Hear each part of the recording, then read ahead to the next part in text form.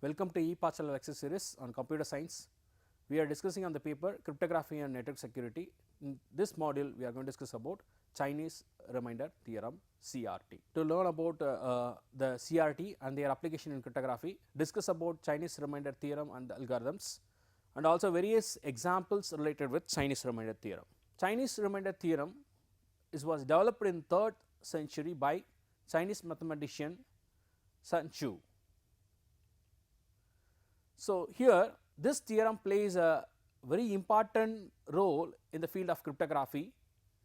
Whenever if you want to solve a set of congruence equation with one variable but different modeling. So, CRT is used to solve set of congruent equation with one variable but different modeling. And very important thing is which are relatively prime. So, we know what is relatively prime.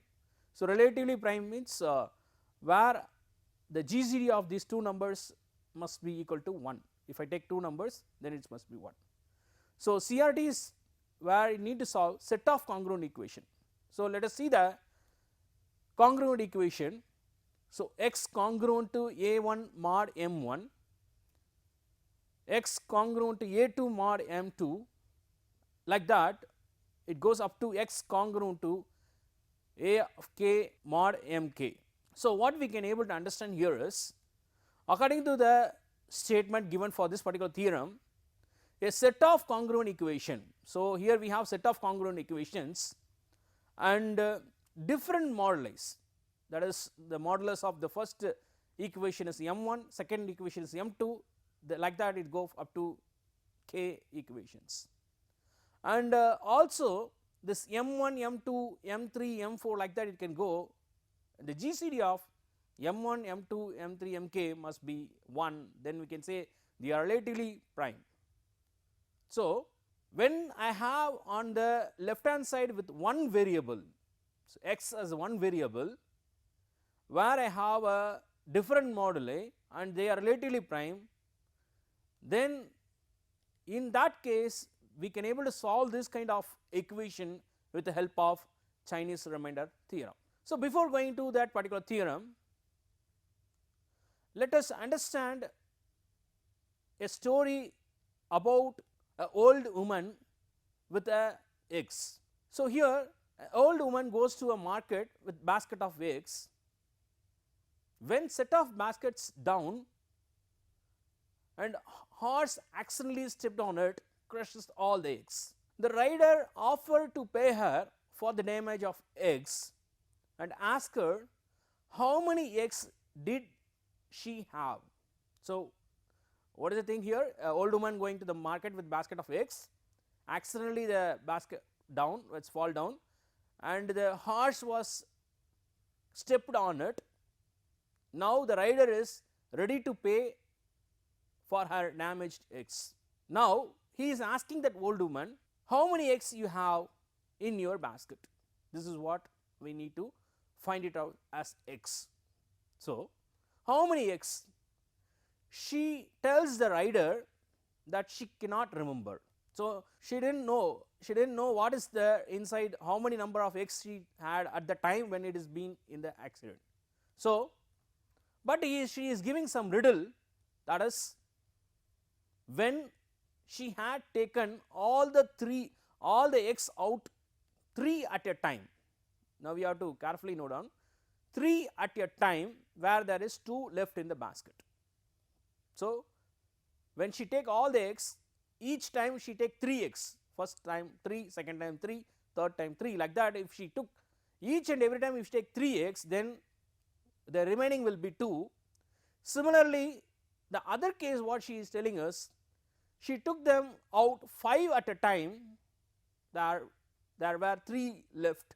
Similarly, another possibility what she is telling us, when I take 7 at a time, there will be 2 left. So, now the question is, rider is ready to pay for her, but she did not remember how many eggs were there in the basket, but she has an idea that when I take 3, I left with 2, when I take 5, I left with 3, when I take 7, I left with 2. So, the question here is how to solve it. That means what is the smallest number of eggs she could had. So how to solve it? This problem can be solved with the help of Chinese remedy theorem, because we have different moduli, but what we want to find out here is x. So when I take a mod m1, then I will get x. Similarly, a2 mod m2, I will get x, ak mod mk, I will get x. So these are set of equation. So according to this story, how to get to know about how many eggs the rider need to pay to that old woman. So let us refer this story with respect to our Chinese remainder congruence equation, where we can refer to first case as per her statement. When I take 3 at a time, I left with 2. So now we can say that a1 is 2 and m1 is 3. Then what is x? We do not know. Similarly, when I take 5 at a time, I will get 3 as remaining in my basket. So we do not know what is x. Similarly, if I take 7 at a time, I am left with 2. I do not know what is there in the x. So now our idea is to get this x value. So for that purpose only we have one theorem which is going to be understood with the help of mod operation. So we know what is mod of n. What does mean mod of n? So always in your Chinese remainder theorem we use the modular arithmetic of m, where it will give the remainder. Here a is congruent to 1 mod of m1, it says that a is equal to x. So when I am using a mod of m1, so Chinese remainder states that the above equation have an unique solution if the moduli are relatively prime. If the moduli are relatively prime, then we can have a unique solution to find out what are the set of congruence. So let us work with an example before going to solve that particular riddle. We should also know about how to solve, right. So as here the following is a set of equation with different moduli 3, 5 and 7. So you have 2 is remainder after mod of 3 is congruent to x. So x congruent to 2 mod 3, x congruent to 3 mod 5 and x congruent to 2 mod m. So in this, the solution to the set of equation is given in the next section. For this moment, note that answer of this set of equation is 23. So we can guess it, right.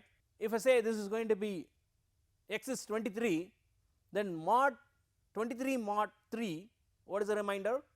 It is going to be 2, yes. Similarly, if I take the 3 mod 5 is equal to 23, then 23 mod 5 is equal to 3. That means 23, when I am dividing 5, I will get the remainder as 3. So I will say that 23 mod 5 is 3. Similarly, 23 mod 7 is 2, because 3 7s are 21, the remainder is going to be 2. So now we got the answer for that story, that is actually the x is equal to 23. That means that the x was inside the basket were 23. So the rider has to pay the amount 23 x. So we will come to know how we got 23, right, how we got this 23 with the help of your Chinese remainder theorem. So the steps involved in finding the common value x, there are 4 steps are involved. In the step 1, first thing what you have to do is a capital letter m, which is nothing but common modulus. So according to the set of congruent equations where we have 1, 2, 3, here m1, m2 and m3. In general, what we can say here is m is equal to m1 into m2 into m3 into, like that it goes up to mk. So first step what we have to do is we need to find the capital M, which is multiplication of all the modulus in the congruent equation. The next step what we have to do is we need to find m1, that means capital M1 which is different from smaller m1, that is capital M1 is equal to capital M divided by m1. Similarly, we have to find out for m2 capital M divided by m2, like that we have m3 capital M divided by m divided by m3 smaller m3, then like that we do till mk is equal to capital M divided by mk. So, this is the second step. So, first we need to find out the common modulus. That means, what is this case? We have to multiply 3 into 5 into 7. Then after getting the value, then we have to divide it by M1, M2, M3 to get M1, capital M1, capital M1, M2. Like that is the step 2. Then the step 3, find the multiplicative inverse of M1, M2, M3 and Mk using the corresponding moduli M1, M2, smaller M1, smaller M2, which is nothing but we call here as inverse of capital M1, inverse of capital M2, inverse of capital C. So, the third step will help you to find out multiplicative inverse of each and every modulus which is dividing the common modulus. We are going to get the individual modulus. Once we got it, the last step is to find out the value of x. So, that is given by x is equal to a1 into m1 into m1 inverse plus a2 into m2 into m2 inverse, like that, ak into mk into m inverse mod m.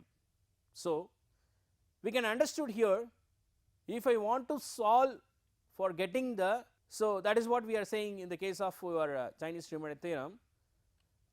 Here set of congruent equation with one variable but different modeling. So, x is our one variable. Now, we can able to understand here this x can be obtained with the help of these 4 steps by getting the common modulus. From the common modulus I am getting the individual modulus, and then I am finding the multiplicative inverse of this modulus, and finally x is equal to a1 into m1 into m1 inverse plus a2 into m2 into m2 inverse, like that, m3 m4 a3, like that we do, and finally we have to do the capital M, mod of capital M. So, if we are able to understand these 4 steps, we can able to find out the common variable with the different modeling. So, the set of equation can have the solution even if the modulus are not relatively prime, but meet other condition. But in the case of cryptography, the only interest is solving with the co-prime modulus. So, in CRT we say that only we want to work on co-prime or relatively prime. It is not necessary, even if the condition is not met. It is also, this equation will also work for some other value, but in the field of cryptography, when I want to work with a CRT, definitely I should make sure that all the moduli are co-prime to each other, relatively prime modulus. So, now we will find out the solution how we got, right, for the particular example. This solution to simultaneous equation is, we follow the 4 steps as we already know here. X is equal to 2 mod 3, x is equal to congruent 3 mod m, x is equal to congruent 2 mod 7. So, the first step we have to find out the capital M. M is equal to 3, that is your moduli of 1, first equation, second equation, third equation. 3, 5 and 7 is equal to 105. Then what do we have to do? We have to find out capital M1 with respect to smaller m1 based on the answer we obtained in the step 1. So, from the step 1 we got 105, that is where we can say m1 is equal to 105 divided by 3. So, now we got 35. Similarly, m2 is equal to 105 divided by 5, because here m2 smaller m2 is 5. So, 105 divided by 2, 21. Then m3 is equal to 105 divided by 7, that is 15, smaller m3. And now this step where we are supposed to find the multiplicative inverse, already we have discussed about the multiplicative inverse. So, what do you mean by multiplicative inverse is, when I am taking this 2, then when I am going to taking this 35 inverse is equal to 2, that means these 2 value will provide me the identity element. Then I can say this can be easily solved with the help of mod 3. suppose I am taking 2 into 35, that is I am going to get 70, 70 mod 3 I will get 1. So, now when I am multiplying these two value and finding the mod of operation, if it is equal to 1, then I can say it is 2 is multiplicative inverse of 35, similarly 35 is multiplicative inverse 2. Similarly, we can also find it for the second element, the multiplicative inverse, where if I take 21, what is the multiplicative inverse of 21? That means I can say 21 into 1 mod 5, if I am getting it 1, then I can say 1 is multiplicative inverse of 21, then 21 is multiplicative inverse 1 with respect to the mod of 5. Similarly, I will do it for the 15 also. So, what we can do here is we have to use some Fermat theorem, or we can use the Euler's theorem, directly you can get your multiplicative inverse, or we have to go for doing them one by one, that is iterative method to get actual multiplicative inverse of the number which is given. So, once we got that multiplicative inverse, we know very well we need to substitute in the final step to get the value of x. So, here x is equal to a1 into m1 into m1 inverse. So, a1 is the value here is 2, and we already found the value related with your common modulus, that is m1 with respect to m smaller m1 is 35, then the multiplicative inverse what we got is 2. So, 2 into 35 into 2 plus, similarly I go for the next equation a2 m2 then m2 inverse, then the third value 2 a3 then m3 inverse.